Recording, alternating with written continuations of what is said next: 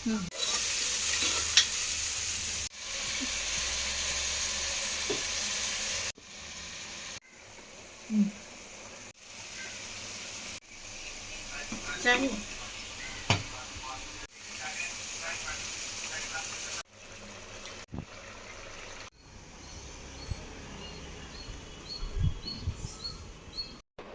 Hi అండి. అందరికీ happy Sunday. ఈరోజు మధ్యాహ్నం వరకు అయితే నాకు ఇలా గడిచింది. ఇంకా మధ్యాహ్నం నుండి ఎంత పని ఉంటుందో చూడాలి. మా వారు ఫ్రూట్స్ తీసుకొచ్చారు.